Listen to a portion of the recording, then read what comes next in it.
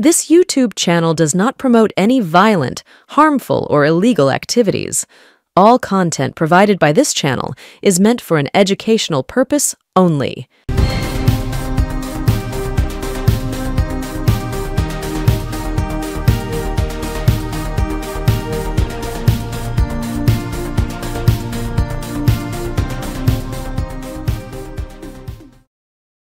নমস্কার, আমি অরূপ সেনগুপ্ত।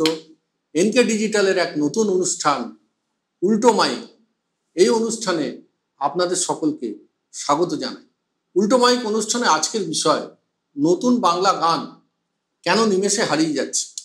আমাদের আজকের আলোচনায় প্রথমেই যেটা আমরা বলবো, বাংলার পদাবলী কীর্তনে আছে সই কেবা শুনাইল শ্যাম নাম, কানের ভিতর দিয়া মরমে পশিল গো, আকুল করিল মোর প্রাণ। সত্যিটা সহজে বলা ভালো, এখন কিন্তু আর আকুল করে না, কিছু ব্যতিক্রম ছাড়া। দ্বন্দ্বটা কিন্তু নতুন বনাম পুরনো নয়, বা নতুন যদি হয় ঠিক কোন সময়টাকে আমরা সন্ধিক্ষণ হিসেবে ধরব। 1982 সালে বম্বেতে উত্থান হয়েছিল একজন পপ তারকার, নাইজিয়া হাসান। সারা দেশবাসীকে সেই সময় আলোড়িত করেছিল তার গাওয়া একটা পপ গান, ডিস্কো দিওয়ানে। 90-এর দশকে আমাদের বাংলায় একজন গানওয়ালা গিটার নিয়ে কামাল করে দিয়ে গেলেন, কবির সুমন। আমরা আজও তার গান শুনছি, গুনগুন করে গেয়ে উঠছি। একলা হতে চাইছে আকাশ, দিন পুরনো পথের ধারে, রবীন্দ্রনাথ একলা থাকেন অশ্রু নদীর সুদূর পারে। আজও তো আমরা গাইছি, শুনছি।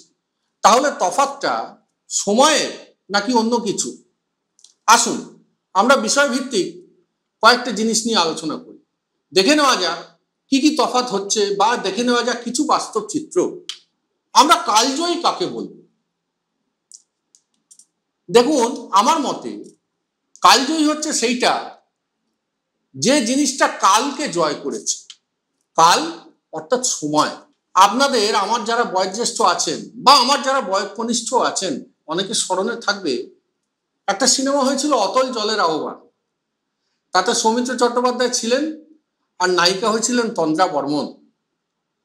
হেমন্ত মুখোপাধ্যায়ের সুরে সুজাতা চক্রবর্তী গান গেয়েছিলেন, ভুল সবই ভুল, এই জীবনের পাতায় পাতায় যা লেখা সে ভুল। আমরা কিন্তু 1951 সালের ওই গানটা আজও 2024 সালে এসে শুনছি, আজকেও সেই গানটা সমকালীন। তার মানে এই গানটা কিন্তু কালকে জয় করেছে, অর্থাৎ এই গানটা কালজয়ী। অথচ কি বাংলায় কি হিন্দিতে গত মাসে বা গত 6 মাস আগে বা গত 1 বছর আগে যা গান হয়েছে, সেই গানগুলো কিন্তু হারিয়ে যাচ্ছে, অর্থাৎ সেই গানগুলো কালকে জয় করতে পারছে না। কারণ আসুন দেখব, সৃজনশীলতা বা ক্রিয়েটিভিটির কিন্তু একটা তফাৎ হচ্ছে। ভালো ভাবনা থেকে জন্ম নেয় ভালো বিষয়, ভাষা জ্ঞান, শব্দের নির্বাচন, যেমন গীতিকারের সম্বল। অ্যান্টনি ফিরিঙ্গি বলে একটি ছবি হয়েছিল, উত্তম কুমার অ্যান্টনি কবিয়াল হয়েছিলেন, ভোলা ময়রা হয়েছিলেন অসিত বড়, তনুজা নায়িকা হয়েছিলেন। এই অ্যান্টনি ফিরিঙ্গি ছবিতে তৎকালীন সময় বিশিষ্ট গীতিকার গৌরী প্রসন্ন মজুমদার একটি গান লিখেছিলেন, আমি যামিনী তুমি শশী হে, ভাদিছ গগন মাঝে, মম সরসিতে তব উজাল প্রভাত বিম্বিত যেন লাজে। মান্নাদের বলা এই গান, এত ভালো বাংলা গানের কথা আমরা কিন্তু খুব কম শুনেছি। গৌরী প্রসন্ন মজুমদার এই যে লিখেছিলেন, তার সঙ্গে সুর দিয়েছিলেন যিনি, সেই সুর আসে কোমল সুন্দর কল্পনার মস্তিষ্কে। পুরো বিষয়টা লাগে প্রকৃতির ছোঁয়া অনুভবের একটা ব্যক্তি। ক্রমাগত বিলাসবহুল জীবনের ঘটে যাওয়া বা ঘটে চলা পরিবর্তন আর নগরায়নের কুফলে আমাদের কিন্তু মৌলিকত্ব কিছুই থাকছে না। এতে করে শুধু গান নয়, সব ক্ষেত্রে সৃজনশীল মনের অভাব আর উচ্চ মেধার অভাব সস্তা করে দিয়েছে সমস্ত কিছু। নগরায়নের কুফলের কারণে আমরা দেখেছি চিরদিনের সিনেমাতে গ্রাম থেকে শহরে শিল্পী করবেন বলে উত্তম কুমারকে নিয়ে আসা, উত্তম কুমার সুপ্রিয়া চৌধুরীর কথায় যখন গ্রাম থেকে শহরে এলেন, তার হাহাকার ফুল পাখি বন্ধু আমার ছিল। অথচ সে যখন গ্রাম বাংলার প্রকৃতির কোলে থাকতো, তখন অনায়াসেই সে গেয়ে শোনাতে পারত সুপ্রিয়া দেবীকে পাখিদের ভাষা কাকলি, ভ্রমণের ভাষা গুঞ্জন, বিধাতার ভাষা সঙ্গীত, তারই সুরে কথা বলে মন, সেইটা শহরাঞ্চলে এসে সে আর শোনাতে পাচ্ছে না। নগরায়নের কুফলে তার শিল্পী সত্তা হরণ হয়েছে, পরিবেশগত বদল ঘটেছে। একটা কসমোপলিটন কালচার ঢুকে আমাদের নিজস্ব সত্তাকে কম্প্রোমাইজড হয়ে যেতে হয়েছে। বিভিন্ন মিশ্র সংস্কৃতি ঢুকেছে, পপ, রক, ব্যান্ড, এর উচ্চ আওয়াজ আর আলোর ঝলকানিতে সফট মিউজিক আজকের জেনারেশনের কাছে পানসে লাগছে। মা হয়ে গেছে মাম্মি আর বাবা হয়ে গেছে পপস। এই গাজোয়ারি অনুবাদ আমাদের নিজস্ব সত্তাকে হরণ করছে অনেক সময়। ইলেকট্রনিক গ্যাজেট আর সোশ্যাল মিডিয়া এটা একটা বড় প্রভাব সৃষ্টি করেছে। প্রতি মুহূর্তে মানুষ স্ক্রল করছে, বিনোদনের অপশন অনেক বেড়ে গেছে। আমাদের ছিল দুটো channel, first channel, second channel.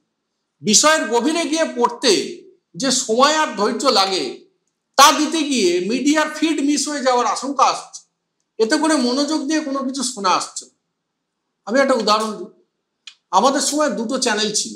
আমাদের সময় বলতে আমি কোন সময়টা বলতে চাইছি, আমাদের সময়ে আমি বলতে চাইছি আজ থেকে 20-25 বছর আগের কথা। আহামরি এমন কিছু পেছনের সময় নয়। আমাদের সময়তে দূরদর্শনের দুটো চ্যানেল ছিল, কলকাতা দূরদর্শনে, ফার্স্ট চ্যানেল, সেকেন্ড চ্যানেল। সারা সপ্তাহে দুদিন গানের অনুষ্ঠান হতো। একদিন বাংলায় হতো চিত্রমালা, একদিন হিন্দিতে হতো চিত্রহার। 8 ঘন্টা হতো, 8টা থেকে 8:30, খুব বেশি হলো 5টা কি 6টা গান। এই 5টা কি 6টা গান শুনবার জন্য আমাদের কিন্তু 1 সপ্তাহ কাল অপেক্ষা করতে হতো। অর্থাৎ আমি বোঝাতে চাইছি, এই 1 সপ্তাহের অপেক্ষা আমাকে সাহায্য করতো নিবিড়ভাবে মনোসংযোগ করতে ওই 8 ঘন্টার অনুষ্ঠানে। যে 8 ঘন্টায় আমি 5টা কি 6টা হিন্দি গান শুনবো এবং 5টা কি 6টা বাংলা গান শুনবো, যার জন্য ওই বাংলা এবং হিন্দি দুটো গান আমরা খুব মন দিয়ে শুনতাম এবং মনে রাখতে পারতাম। আজকাল তো মনোযোগ দিয়ে কেউ কিছু দেখে না, শোনে না, পড়েও না। বাচ্চাদের রিমোট চালানো দেখলেই এই অস্থিরতাটা আপনাদের কাছে প্রকাশ পাবে। তখন চ্যানেলের সংখ্যা অনেক বেড়ে গেছে। জীবনযাত্রা আর সামাজিক রাজনৈতিক পরিবর্তন এবং টিকে থাকার লড়াই, এই অনিশ্চিত আধুনিক জীবনের যে জটিলতা, এই সমস্যায় মানুষ এখন আর নিশিরাতে বাঁকা চাঁদ দেখবার সুযোগ পায় না। আপনাদের মনে আছে সাথীহারা ছবির সেই বিখ্যাত গান গীতা দত্তের, নীর ছোট ক্ষতি নেই কিন্তু আকাশ তো বড় ইন্দ্রাণীর ছবিতে। এখন এই বিশ্বাসে কথা বলতে গেলে আমাদের হয়ে যেতে হবে আতেল বা সেকেলে, বা a man of old school of thoughts. আরো বলবো এই বিষয়ে, ফিরে আসছি ছোট্ট একটা বিরতির পর। Welcome to the world of civil business. A Bengali business personality and the most successful business group, Roy Construction Group of companies, now coming Sarib, West Bengal. Mr. Anup Roy, the managing director of the Roy Construction Group company, ready to serve his native land, the mother Bengal.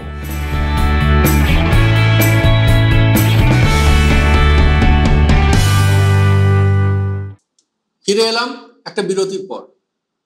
Piracy বা ফ্রিতে download করবার প্রবণতা, এটাও কিন্তু একটা কারণ।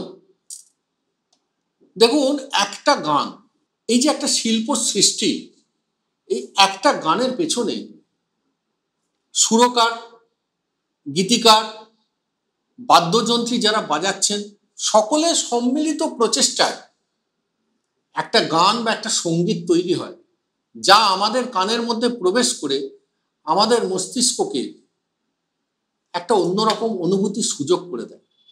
অর্থাৎ এই গানের পেছনে আমি আপনাদের বোঝাতে চাইছি যেটা, এই গানটার পেছনে কিন্তু অনেক লোকের পরিশ্রম, অনেক লোকের কারিগরি, অনেক লোকের রক্ত ঘাম লুকিয়ে থাকে।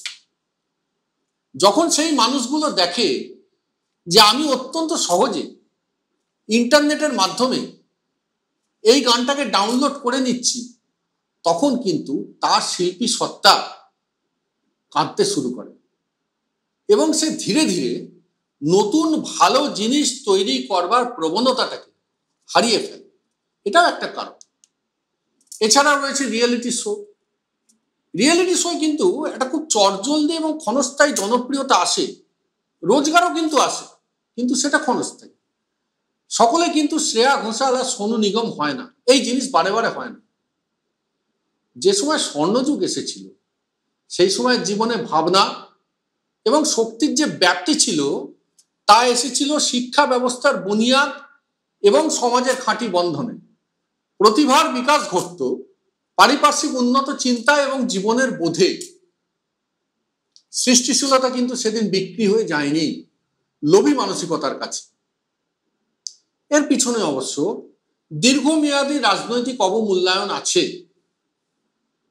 পুরস্কার জিনিসটা কিন্তু কখনো বিকিকিনি হয় না। পুরস্কার একটা স্বতন্ত্র বিষয়। মেধা এবং সৃজনশীল চিন্তা যারা ধরে রেখেছে তারা স্থায়ী হয়েছে সর্বদা। ধ্রুপদী সঙ্গীত তাই আজও অমলিন। আমরা যদি একটু দেখি, জয় বাবা ফেলুনা মানিকবাবু তৈরি করেছিলেন। মানিকবাবু আমাদের দুটো সিনেমা দিয়ে গেছেন ফেলুদার, সোনার কেল্লা, জয় বাবা ফেলুনা। আপনারা 100 বার দেখুন, 100 বারই নতুন মনে হবে এই দুটো ফেলুদা। এই জয় বাবা ফেলুনাতে একদম প্রথমের দিকে ঘোষাল বাড়িতে উমানাথ ঘোষালের দাদু একটি গান শুনছিলেন, ইয়াদ পিয়া কি আয় বারে গুলাম আলী খানের। ওই গানটা আজকের দিনেও সমকালীন। অর্থাৎ ওই যে আমি বলছিলাম কালজয়ী গান, কালকে জয় করেছে। কবে গেয়ে গেছেন বড় গুলাম আলী খাঁ সাহেব, আজকেও সেই গানটা কিন্তু শোনা হচ্ছে যুগের পর যুগ ধরে। যদিও জয়বাবা ফেলুনাতে আরো একটা ভালো গান ছিল, রেবা মুহুরগি দিয়ে গাইয়েছিলেন, মীরার ভজন ছিল।